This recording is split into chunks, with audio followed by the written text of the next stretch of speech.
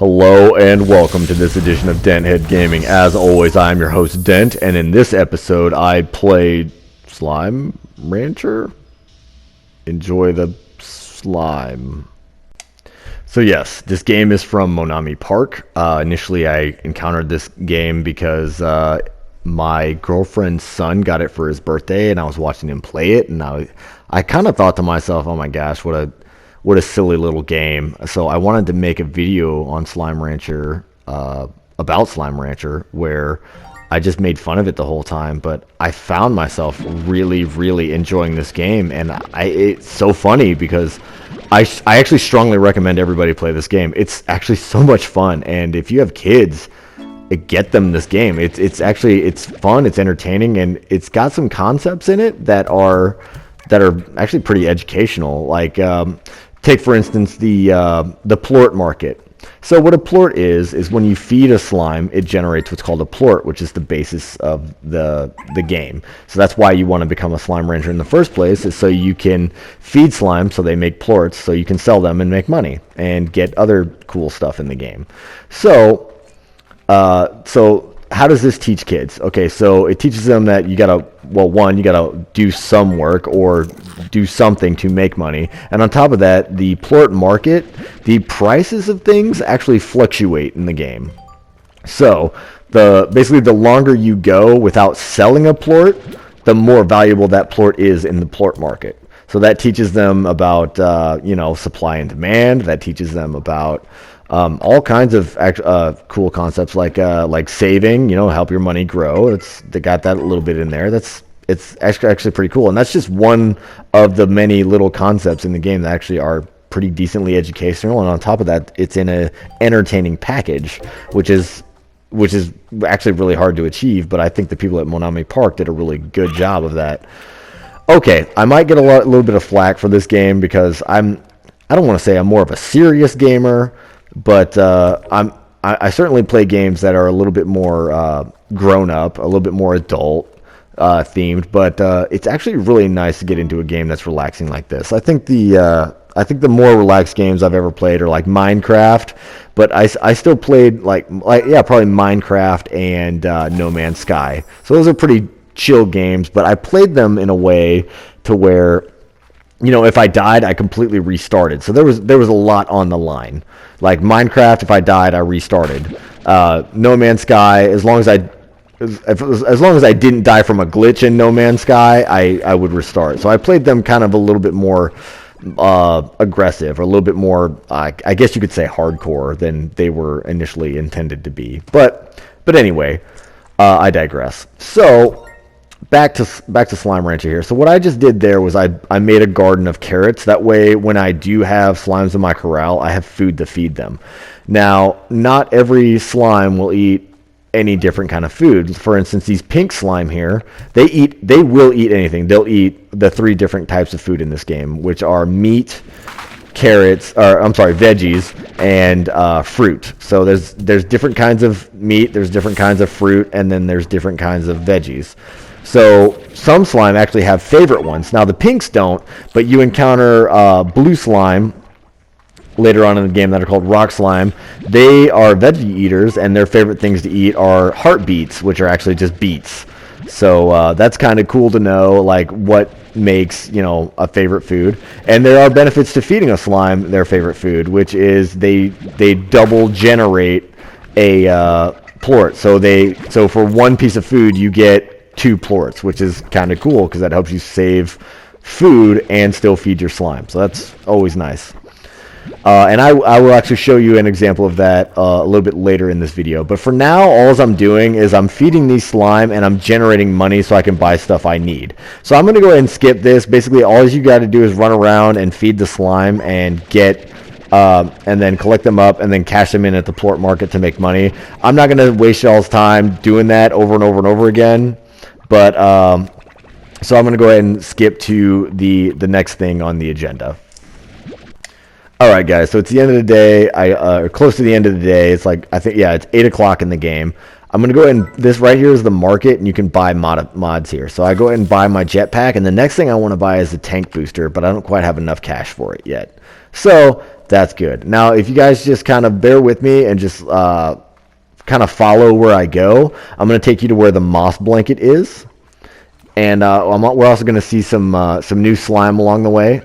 And we're going to I like to collect up things along the way. I like to try to keep my tanks full.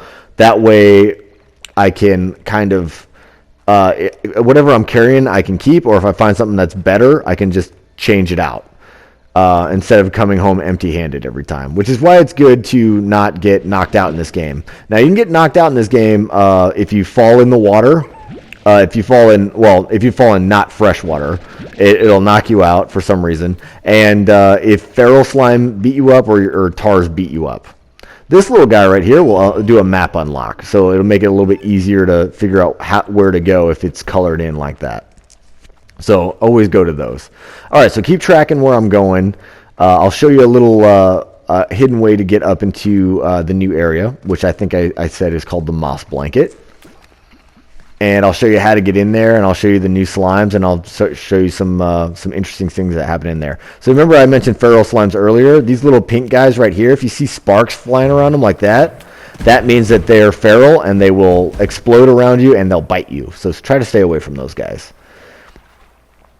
So right here, after I get to this wood path, let me show you. Right there is a door.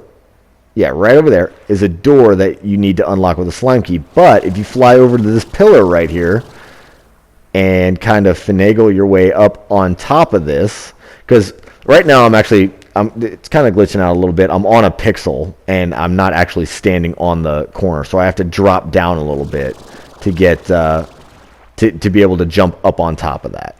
And I'll do that here in just a second. I don't like to move unless my stamina comes back, because if you fall in the water, it knocks you out, and that's no fun. So right there, that little ledge, that's where you want to fly to. And boom, I have now unlocked the moss blanket.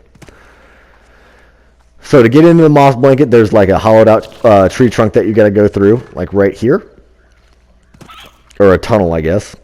And now we're introduced to new slime. That's a boom slime there. And then over here in the water, that little guy is a puddle slime. Anytime you see a box like this, it's got a decoration inside. I do like to collect those just for fun. And I decide, well, roosters aren't worth any money, so I'll keep the plorts, I guess. And there's some things I want to show you in here. So I believe I encounter what's called a lucky slime in here. It's basically a tabby that you can't suck it up, but you can feed it, and every time you feed it, it gives you money, which is actually kind of cool. That right there is a phosphor slime, so those are only out at night.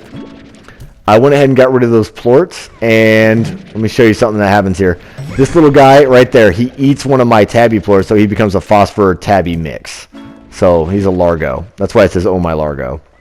And then I sucked him up to show you guys it was a phosphor slime. This right here is a slime toy. If you put that in their corral, it puts them in a better mood. And when they're in a good mood, they eat more often, so they make more plorts. So that's a fun fact. So right over here, I encounter my lucky slime. You hear that little bell sound? That means that there's a lucky slime. Now you feed it, and he launches money out. And fun thing is, I used to think they disappeared, but they just launch into the air. So you can actually feed them more than once. They'll eat for basically as long as they're out. And these little guys right here are honey slime. I'm gonna make largos based around honey slime, and that right there is mint mango, which are honey slime's favorite food. So it's always good to feed them their favorite food, and I'm actually gonna make a garden of mint mango so I can feed my honey slime. So I'm trying to collect up at least 5 honey slimes so I can bring them into the corral. So that's what I'm gonna do. I'm going to stay in this area here. I would normally cut, but I want to show you where a teleporter is, because it's a lot easier to take a teleporter to get back home. So just kind of follow my movements and where I'm at. Alright, it should be around here to the left. You can go up in that log and then up and around, or you can cut through here. I want to cut through here because I know there's more honey slime in this particular area if you just go around these feral slimes. So I need one more. Should be some over here. Yeah, there's some over here. Sucked him up. Now I'm going to show you guys where that teleporter is. Go up through this log. You make a right. and then you go through the just keep following this path, and it'll take you right to where the teleporter is. Now I'm gonna get rid of some of my hens here and try to get some boom plorts, just so I have some to cash in.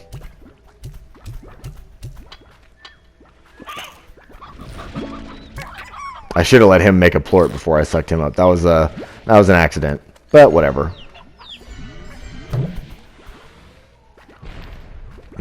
That little guy, yep, he's gonna eat that phosphor plort.